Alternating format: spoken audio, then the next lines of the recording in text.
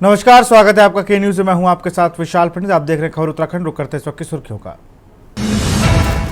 CM Pushkar Singh Dhami ने प्रदेशवासियों को बुद्ध पूर्णिमा की दी बधाई। एक्स पर ट्वीट कर दी बधाई। बुद्ध जीवन दर्शन हमें सदैव मानव कल्याण के लिए प्रेरित करता रहेगा। विकास नगर पहुंचे हरिद्वार सांसद त्रिवेंद्र सिंह रावत। बुद्ध पूर्णिमा के मौके पर कार्यक्रम में हुए शामिल।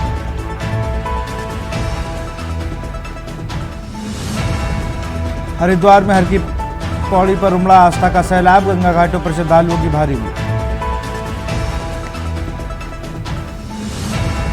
उत्तराखंड में जल्द दूर होगा बिजली का संकट। छोटे हाइड्रो प्रोजेक्ट से बिजली उत्पादन का फैसला।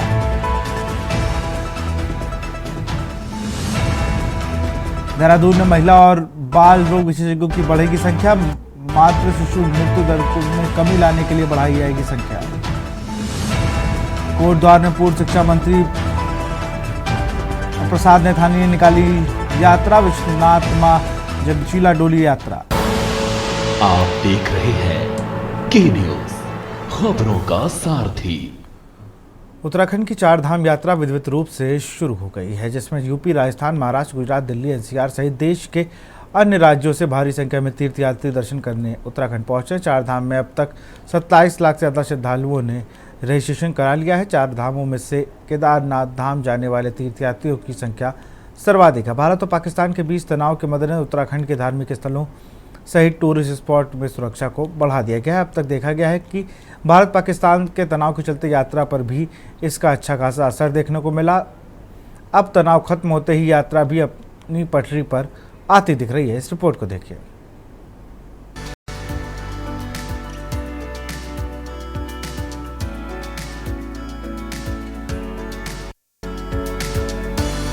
आपको बता दें, केदारनाथ पैदल मार्ग पर घोड़े खच्चरों की रौनक फिर से लौट आई है। इन्फ्लुएंजा के कारण रोक के बाद ट्रायल के तौर पर 1000 से अधिक घोड़े खच्चर रविवार को केदारनाथ धाम के लिए रवाना हुए। डंडी सेवाएं भी यात्रियों को लेकर जा रही हैं, जिससे यात्रा सुचारू रूप से चलना शुरू हो गई है। वहीं सुरक्षा को लेकर चार धाम यात्रा के संबंध में पुलिस महानिरीक्षक गढ़वाल परिक्षेत्र राजीव स्वरूप ने जानकारी दी। आईजी गढ़वाल ने कहा कि चार धाम यात्रा सुचारू रूप से चल रही है। श्रद्धालुओं की सुरक्षा व्यवस्था एवं यातायात प्रबंधन के पुख्ता इंतजाम किए गए हैं, ताकि श्रद्धालुओं को किसी भी प्रकार की असुविधा का सामना न करना पड़े। आईजी गढ़वाल ने कहा कि श्रद्धालु किसी भी प्रकार की भ्रामक खबरों या अफवाहों पर बिल्कुल ध्यान न दें। उत्तराखंड पुलिस आपकी सुरक्षित यात्रा के लिए प्रतिबद्ध है।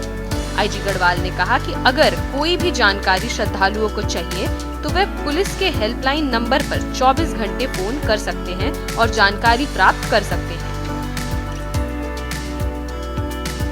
सभी को हम सूचित करना चाहते हैं कि हमारी ये जो वर्तमान की चार धाम यात्रा है सुचारू रूप से चल रही है। यात्रियों की सुरक्षा हेतु समुचित प्रबंध किए गए हैं, उनकी सुगमता हेतु समुचित प्रबंध किए गए हुए हैं।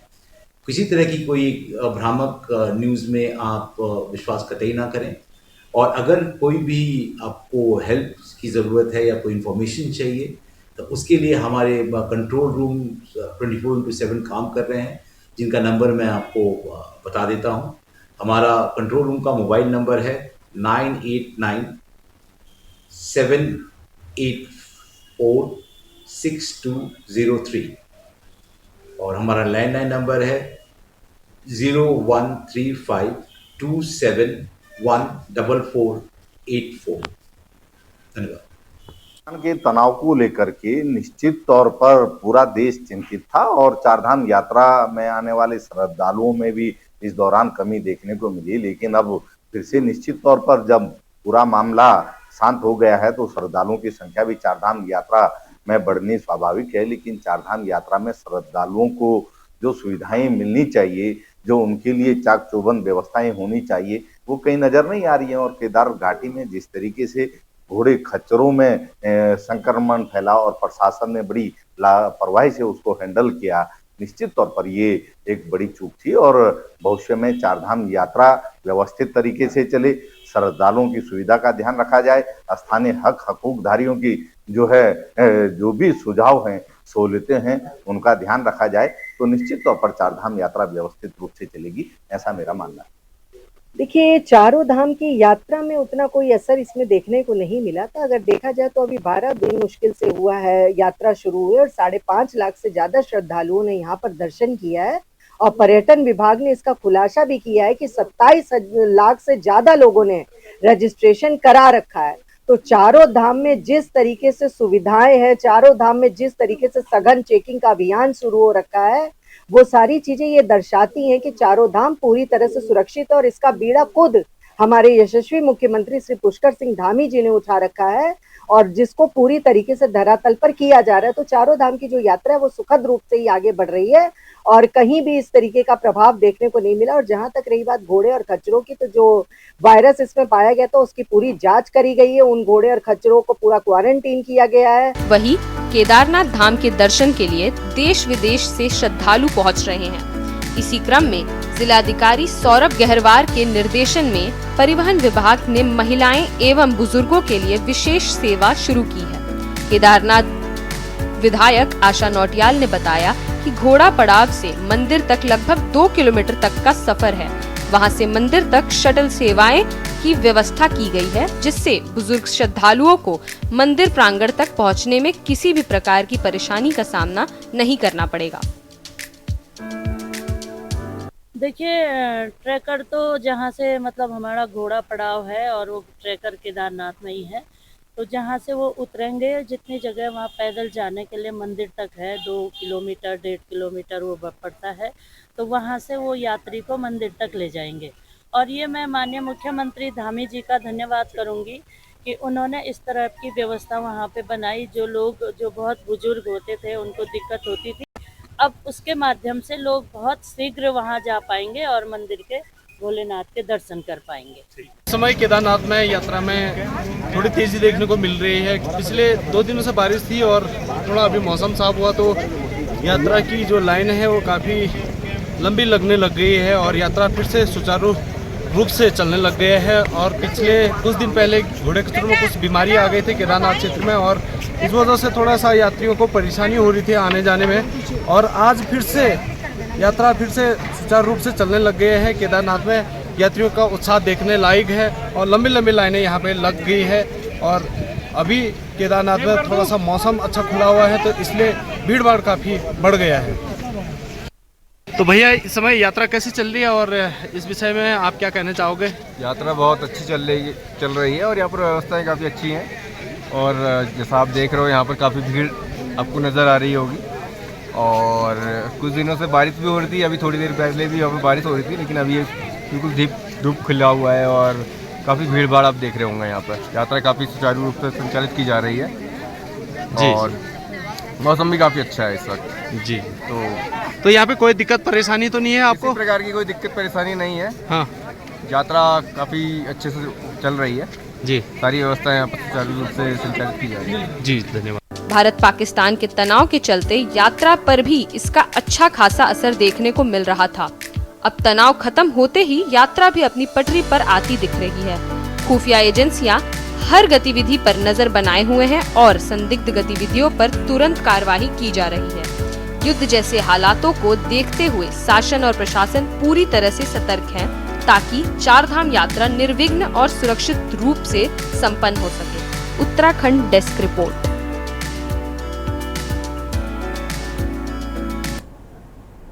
मुख्यमंत्री पुष्कर सिंह धामी आज चमोली जिले के माणगंगा स्थित सिद्धपीठ लाटू देवता मंदिर पहुंचे। सीएम धामी ने अगले से आयोजित होने वाले नंदा देवी रामजात की चल रही तैयारियों का जायजा लिया और साथ ही जिम्मेदारों से कहा कि सभी तैयारियां समय से पूरी करी जानी चाहिए कि इस दौरान थराली विधायक भूपाल लाल टमटा व कर्णप्रयाग से विधायक अनिल नौटियाल के अलावा सभी जिम्मेदार अधिकारी मौजूद रहे। मैं अपने आप को आज बहुत ही भाग्यशाली और एक ऊर्जा से ओत पा रहा हूँ। धाम के आज दर्शन और ये सौभाग्य उनकी कृपा से ही हमको प्राप्त हुआ है। ये धाम हमारा विकसित हो, इसके आसपास हेलीपैड बने, अन्य सुविधाएं बने, पार्किंग बने, माँ नंदा राजजात यात्रा भी हमारी होनी है। रोड का भी तो पूरे राज्य की एक हमारी यात्रा है। उस यात्रा के निमित्त सभी तैयारियां हम आगे बढ़ा रहे हैं। लाटू देवता के कपाट खुलते हैं और बहुत सौभाग्य का विषय है कि हमारे प्रदेश के यशस्वी ऊर्जावान युवा मुख्यमंत्री जी आ जाए हैं। सारे क्षेत्र में एक उत्साह का माहौल है और मैं तो आज डाकू धाम में खबर देहरादून से, जहां देश भर में जातिगत जनगणना कराने को लेकर लगातार हो रही सियासत अब एक बार फिर अपने चरम पर है। बीते दिनों भाजपा सरकार के द्वारा जातिगत जनगणना को कराने की बात की गई, लेकिन सरकार के इस फैसले को कांग्रेस ने अपनी जीत बता रही है।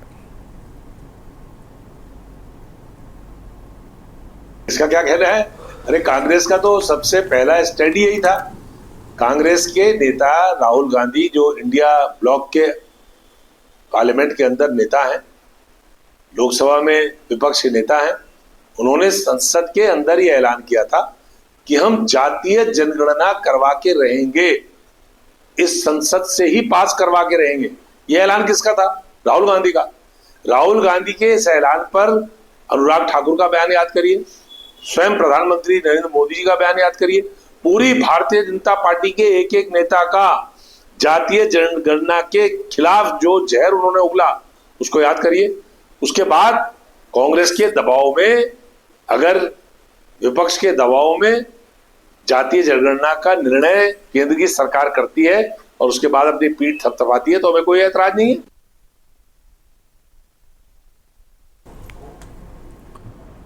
खबर हरिद्वार से, जहां बुद्ध पूर्णिमा के पावन पर्व पर हरिद्वार की हर की पौड़ी सहित तमाम गंगा घाटों पर श्रद्धालुओं की भारी भीड़ उमड़ पड़ी। देश के कोने कोने से आए भक्तों ने मां गंगा में आस्था की डुबकी लगाई और पुण्य लाभ की अर्जी।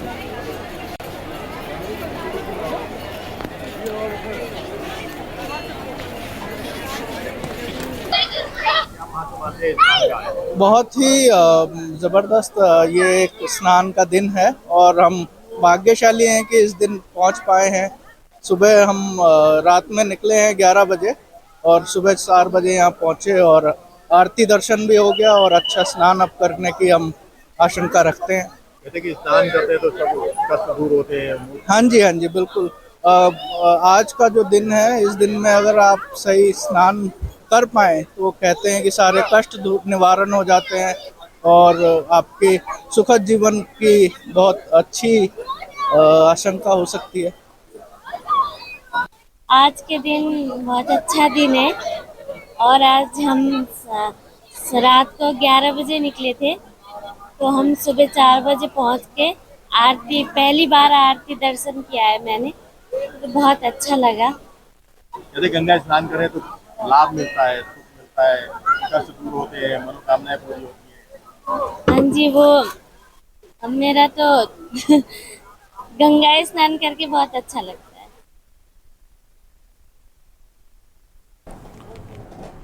कोटद्वार से खबर, पूर्व मुख्यमंत्री हरीश रावत ने अपनी न्याय यात्रा के तहत रविवार देर शाम कोटद्वार पहुंचे। इस दौरान मीडिया से संवाद करते हुए भाजपा सरकार पर जमकर निशाना साधा। इस अवसर पर हरीश रावत ने कहा कि भाजपा झूठ की बुनियाद पर खड़ी है सरकार। साथ ही उन्होंने कहा कि यह सरकार जुमलेबाजी और लूट की राजनीति में लिप्त है। लब्बारी भरा झूठ कि कांग्रेस सत्ता में ये और झूठ के गर्व से पैदा हुई सरकार की लूट और अपने अपराधों को, अपने निकम्मेपन को, अपनी विकास विरोधी मानसिकता को छिपाने के लिए जिस तरीके से फूट डालने का प्रयास करते हैं और उसके आधार पर राजनीति करते हैं, उसके खिलाफ मेरी ये न्याय यात्रा है। और मैं सभी देव स्थलों में जा रहा हूँ और आज मैं कोटद्वार में भगवान सिद्ध बलि के शरण में आया हूँ, उनसे प्रार्थना करने के लिए आया हूँ। भगवान हमको इतनी शक्ति दीजिए कि हम भारतीय जनता पार्टी के झूठ का पर्दाफाश कर सकें और जो लूट आज है उसके विरोध में जनमत को खड़ा कर सकें। यहाँ रुकते छोटे से ब्रेक के लिए। आप देख रहे हैं के न्यूज, खबरों का सारथी। विमल में गुलिस्तां की ये कुछ लजीज फरिश्ते जब साथ घुले तो जी ललचाए और दिल कहे कि स्वाद की इस जुबान में खुद को ऐसा डुबाऊं कि निकल ना पाऊं। विमल की जुबान कुछ है ही ऐसी, मानते हैं ना? विमल, बोलो जुबान केसरी। गोल्डी मसाले के 100 ग्राम के स्पेशल पैक्स में फ्रेशनेस लॉक है। ऐसे मसाले हमेशा ताजा रहेंगे। Just like me, touch wood, God bless me. Goldiee मसाले, जहां जाएं रिश्ते बनाएं। आप देख रहे हैं के न्यूज, खबरों का सारथी। ब्रेक के बाद आपका स्वागत। खबर हरिद्वार से। पूर्व मुख्यमंत्री और वरिष्ठ कांग्रेसी नेता हरीश रावत ने कहा कि पीओके को वापस लेना के पावन कार्य को इससे ज़्यादा माकूल माहौल नहीं हो सकता था। सोमवार को हरिद्वार के गंगा स्वरूप आश्रम में कांग्रेस के प्रशिक्षण शिविर में शिरकत करने पहुंचे हरीश रावत ने कहा कि इस समय पाकिस्तान आंतरिक और बाहरी कई चुनौतियों से जूझ रहा है।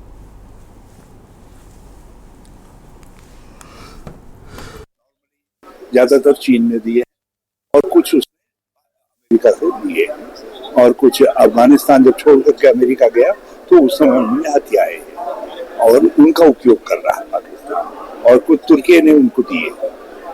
लेकिन हम अस्त्र शस्त्र के मामले में हमारी सेना पूरी तरीके से वेल इक्विप्ड है और शस्त्र श्रेष्ठता भी और सैनिक श्रेष्ठता भी हमारी बिल्कुल स्वयं सिद्ध है और इसमें पूरा देश एकजुट है और किसी भी अस्त्र से ज्यादा प्रभावकारी देश की एकता होती है और देश एकजुट है।